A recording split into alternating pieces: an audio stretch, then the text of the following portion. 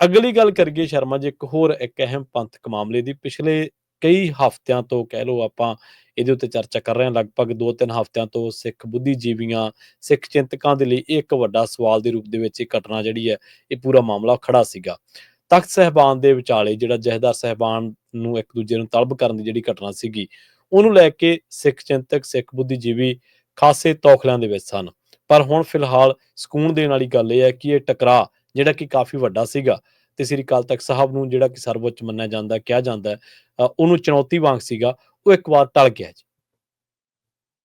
ਬਿਲਕੁਲ ਪ੍ਰਵੀਨ ਜੀ, ਇਸ ਨੂੰ ਤੁਸੀਂ ਰਾਹਤ ਵਾਲੀ ਖਬਰ ਵਜੋਂ ਲੈ ਸਕਦੇ ਹੋ ਜੀ ਕਿ ਇੱਕ ਤਖ਼ਤਾਂ ਵਿਚਾਲੇ ਟਕਰਾਅ, ਇੱਕ ਹੁਕਮਨਾਮਿਆਂ ਦਾ ਟਕਰਾਅ, ਜਥੇਦਾਰ ਸਾਹਿਬਾਨ ਦਾ ਟਕਰਾਅ, ਜੀ ਇਹਨਾਂ ਪੰਥਕ ਧਿਰਾਂ ਦਾ ਟਕਰਾਅ, ਇਹਦੇ ਵਿੱਚ ਜੇ ਖੜੋਤ ਆਈ ਆ ਤਾਂ ਇਹ ਚੰਗਾ ਸੰਕੇਤ। ਹੁਣ ਇਹ ਸਾਰੀ ਪ੍ਰਕਿਰਿਆ ਨੂੰ ਜੇਕਰ ਨਜ਼ਰਸਾਨੀ ਕਰਨੀ ਹੋਵੇ ਤਾਂ ਆਪਾਂ ਲਗਭਗ ਪਿਛਲੇ ਹਫ਼ਤੇ ਗੱਲ ਕਰ ਚੁੱਕੇ ਹਾਂ ਕਿ ਮਾਮਲਾ ਬਹੁਤ ਨੇੜੇ ਲੱਗ ਗਿਆ ਸੀ ਜੀ। ਮਾਮਲਾ ਨਿਬੜਨ ਕਿਨਾਰੇ ਸੀ। ਕਿਹਨੇ ਦੁਆਰਾ ਇਸ ਨੂੰ ਫਿਰ ਦੂਰ ਕੀਤਾ, ਕਿਹਨੇ ਨਹੀਂ ਹੋਣ ਦਿੱਤਾ, ਤੇ ਚਲੋ ਉਹ ਹਫ਼ਤਾ ਖੰਡ ਚ ਪੈ ਕੇ ਫਿਰ ਦੁਬਾਰਾ ਨੇੜੇ ਲੱਗਿਆ ਤੇ ਮਾਮਲਾ ਹੁਣ ਨਿਬੜ ਗਿਆ।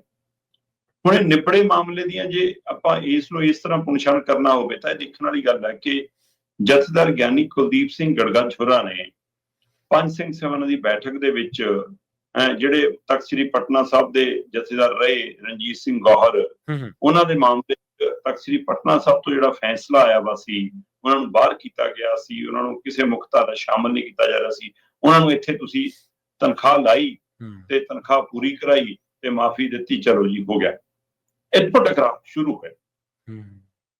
ਇੱਥੋਂ ਇਹ ਪ੍ਰਕਿਰਿਆ ਆਈ ਕਿ ਵੀ ਉੱਥੋਂ ਦੇ ਮਸਲੇ ਜੀ ਇੱਥੇ ਨਹੀਂ ਆਉਣੇ ਚਾਹੀਦੇ ਜੀ, ਇਹ ਵਿਧੀ ਵਿਧਾਨ ਪਹਿਲਾਂ ਬਣਿਆ ਜੀ, ਇਹ ਤੈਅ ਹੋਇਆ ਜੀ ਕਿ ਜਿਹੜੇ ਕੌਮੀ ਮਸਲੇ ਹੋਣਗੇ, ਸਾਂਝੇ ਮਸਲੇ ਹੋਣਗੇ, ਉਹ ਸ੍ਰੀ ਅਕਾਲ ਤਖ਼ਤ ਸਾਹਿਬ ਤੇ, ਨਹੀਂ ਜਿਹੜੇ ਸਥਾਨਕ ਮਸਲੇ ਹੋਣਗੇ ਆਪਣੇ ਆਪਣੇ ਤਖ਼ਤਾਂ ਤੇ। ਸੋ ਇਸ ਨੂੰ ਲੈ ਕੇ ਫਿਰ ਤਖ਼ਤ ਸ੍ਰੀ ਪਟਨਾ ਸਾਹਿਬ ਵੱਲੋਂ ਆ ਗਿਆ ਸੀਗਾ ਫਰਮਾਨ ਕਿ ਜੀ ਅਸੀਂ ਦੋਵੇਂ ਜਥੇਦਾਰ, ਸ੍ਰੀ ਅਕਾਲ ਤਖ਼ਤ ਸਾਹਿਬ ਦੇ ਕਾਰਜਕਾਰੀ ਵੀ, ਦਮਦਮਾ ਸਾਹਿਬ ਦੇ ਜਥੇਦਾਰ ਵੀ, ਇਹਨਾਂ ਨੂੰ ਤਨਖਾਹੀਆ ਕਰਾ ਦਿੰਦੇ ਆ, ਸੁਖਬੀਰ ਬਾਦਲ ਨੂੰ ਤਲਬ ਕਰਦੇ ਆ। ਸੁਖਬੀਰ ਬਾਦਲ ਨਹੀਂ ਗਏ, ਜਿਨ੍ਹਾਂ ਨੇ ਤਰੀਕ ਵਧਾਤੀ। ਇੱਧਰੋਂ ਪੰਜ ਪਿਆਰਿਆਂ ਨੇ ਕਹਿਤਾ ਵੀ ਤੁਹਾਡੇ ਵਾਲਾ ਹੁਕਮ ਸਾਨੂੰ ਪ੍ਰਵਾਨ ਨਹੀਂ, ਉਧਰੋਂ ਉਹਨਾਂ ਸੁਖਬੀਰ ਬਾਦਲ ਦੀ ਦੁਬਾਰਾ ਤਲਬ ਕਰਨ ਦੇ ਹੁਕਮ ਦਿੱਤੇ। ਇੱਧਰੋਂ ਜਦੋਂ ਨਹੀਂ ਗੱਲ ਬਣੀ ਤੇ ਵਿੱਚ ਵਿਚਾਲੇ ਧਾਮੀ ਹੋਰਾਂ ਨੇ ਖੂਬ ਰੋਲ ਨਿਭਾਇਆ, ਕਮੇਟੀ ਭੇਜੀ, ਬੰਦੇ ਭੇਜੇ। ਜਦੋਂ ਲੱਗ ਰਿਹਾ ਸੀ ਗੱਲ ਬਣ ਰਹੀ ਆ, ਅਚਾਨਕ ਹੁਕਮ ਆ ਗਿਆ ਕਿ ਚੱਕੋ ਅਸੀਂ ਸੁਖਬੀਰ ਬਾਦਲ ਨੂੰ ਤਨਖਾਹੀਆ ਕਰਾ ਦਿੰਦੇ ਆ, ਇਹ ਕਹਿੰਦੇ ਚੱਕੋ ਅਸੀਂ ਤੁਹਾਡੀ ਕਮੇਟੀ ਨੂੰ ਤਨਖਾਹੀਆ ਕਰਾ ਦਿੰਦੇ ਆ, ਹੈਨਾ। ਸੋ ਇੱਕ ਦਿਨ ਚ ਤਿੰਨ ਫੈਸਲੇ ਆਏ ਇੱਧਰੋਂ ਉੱਧਰੋਂ। ਸੋ ਇਹ ਸਾਰਾ ਟਕਰਾਅ ਜਦੋਂ ਸਿਖਰ ਵੱਲ ਜਾ ਰਿਹਾ ਸੀ ਤਾਂ ਬਿਲਕੁਲ ਪੰਥਕ ਧਿਰਾਂ ਨੂੰ ਫਿਕਰ ਸੀ, ਤੇ ਇਸ ਨੂੰ ਟਾਲਣ ਦੇ ਵਿੱਚ ਜੇਕਰ ਕਿਸੇ ਨੇ ਬਹੁਤ ਚੰਗਾ ਰੋਲ ਨਿਭਾਇਆ ਤਾਂ ਉਹ ਐਡਵੋਕੇਟ ਹਰਜਿੰਦਰ ਸਿੰਘ ਧਾਮੀ ਨੇ, ਜਿਹੜੇ ਪਰਦੇ ਸਾਹਮਣੇ ਨਹੀਂ ਆਏ। ਠੀਕ ਹੈ, ਪਿੱਛੋਂ। ਤੇ ਜਦੋਂ ਮਾਮਲਾ ਸੈਟਲ ਹੋ ਗਿਆ ਤਦ ਜਥੇਦਾਰ ਗਿਆਨੀ ਕੁਲਦੀਪ ਸਿੰਘ ਗੜਗੱਜ ਨੂੰ ਹੀ ਸਾਹਮਣੇ ਲਿਆਂਦਾ ਗਿਆ। ਉਹਨਾਂ ਰਾਹੀਂ ਇਹ ਕਿਹਾ ਗਿਆ ਕਿ ਭਾਈ ਆ ਜਿਹੜੇ ਵੀ ਟਕਰਾਅ ਸੀਗੇ ਉਹ ਨਿਬੜ ਗਏ ਨੇ। ਸ੍ਰੀ ਪਟਨਾ ਸਾਹਿਬ ਦੀ ਕਮੇਟੀ ਨੇ ਖਿਮਾ ਜਾਚਨਾ ਵੀ ਭੇਜ ਦਿੱਤੀ ਆ। ਉਹਨਾਂ ਨੇ ਸ੍ਰੀ ਅਕਾਲ ਤਖ਼ਤ ਸਾਹਿਬ ਦੇ ਉੱਤੇ ਆਪਣਾ ਭਰੋਸਾ ਵੀ ਬਾਹਰ ਕੀਤਾ। ਉਹਨਾਂ ਨੇ ਇਹ ਵੀ ਕਿਹਾ ਕਿ ਸਾਡੇ ਜਿੰਨੇ ਹੁਕਮਨਾਮੇ ਜਾਰੀ ਹੋਏ ਸੀ ਇਸ ਪ੍ਰਕਿਰਿਆ ਉਹ ਅਸੀਂ ਸਾਰੇ ਵਾਪਸ ਲੈਂਦੇ ਆ ਜੀ।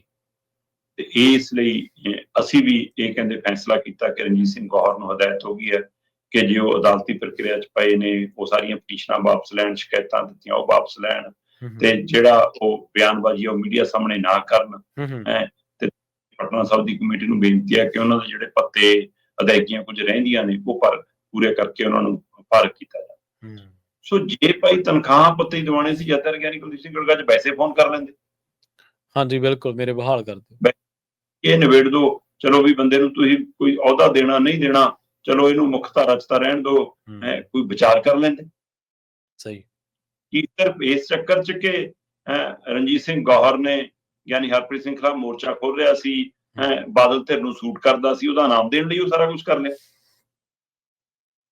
ਤੇ ਇਹਦਾ ਮਤਲਬ ਜਿਹੜੇ ਹਾਈਕਮਾਂਡ ਕਲਚਰ ਦੀ ਗੱਲ ਅਸੀਂ ਪਾਰਟੀਆਂ ਚ ਕਰਦੇ ਹਾਂ ਕਿ ਕਾਂਗਰਸ ਨੂੰ ਰਾਹੁਲ ਚਲਾਉਂਦੇ ਨੇ, 9 ਨੂੰ ਪ੍ਰਧਾਨ ਖੜ ਗਏ ਆ, ਹੈਨਾ। ਇੱਥੇ ਵੀ ਕਹਿਣ ਨੂੰ ਪਾਰਟੀ ਦਾ ਪ੍ਰਧਾਨ ਅਮਨ ਅਰੋੜਾ ਤੇ ਪੰਜਾਬ ਦੇ ਵਿੱਚ ਮੁੱਖ ਮੰਤਰੀ ਭਗਵੰਤ ਮਾਨ ਪਰ ਚਲਾਉਂਦਾ ਕੇਜਰੀਵਾਲ ਸ਼ੁਧੀਆ ਹੀ ਆ।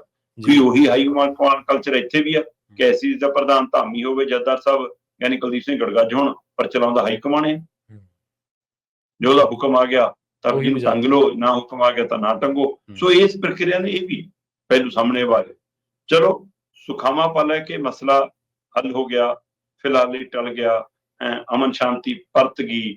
ਪਰ ਜਿਹੜਾ ਇਹ ਕਹਿ ਕੇ ਕਿਹਾ ਗਿਆ ਕਿ ਜੀ ਅਸੀਂ ਕੌਮ ਦੀਆਂ ਭਾਵਨਾਵਾਂ ਨੂੰ ਧਿਆਨ 'ਚ ਰੱਖਦੇ, ਕੌਮ ਦੇ ਵੱਡੇ ਹਿੱਤਾਂ ਨੂੰ ਧਿਆਨ 'ਚ ਰੱਖਦਿਆਂ ਇਹ ਪਹਿਲਕਦਮੀ ਕੀਤੀ ਹੈ, ਵੀ ਜਿੱਦਣ ਇਹ ਪਹਿਲਕਦਮੀ ਸ਼ੁਰੂ ਕੀਤੀ ਸੀ ਉਦੋਂ ਕੌਮ ਦੇ ਹਿੱਤ ਧਿਆਨ 'ਚ ਨਹੀਂ ਸੀ। ਬਿਲਕੁਲ ਜੀ।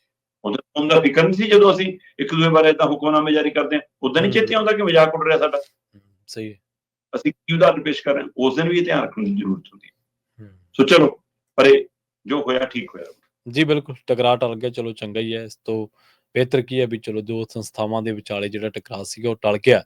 ਪਰ ਇਹ ਤੁਹਾਡੀ ਗੱਲ ਬਿਲਕੁਲ ਜਾਇਜ਼ ਆ ਵੀ ਇਹਨੂੰ ਪਹਿਲਾਂ ਹੀ ਜੇ ਇੰਨਾ ਕੁਛ ਕਰਨ ਤੋਂ ਪਹਿਲਾਂ ਹੀ ਜੇ ਸਿੱਧੇ ਕਿਹਾ ਜਾਂਦਾ ਵੀ ਮੇਰੇ ਤਨਖਾਹਾਂ ਭੱਤੇ ਬਹਾਲ ਕਰ ਦਿਓ ਤਾਂ ਉਹ ਫਿਰ ਸ਼ਾਰਟਕੱਟ ਹੋ ਜਾਂਦਾ ਤੇ ਨਾਲੇ ਲੋਕਾਂ ਨੂੰ ਇੰਨੀ ਚਿੰਤਾ ਨਾ ਕਰਨੀ ਪੈਂਦੀ।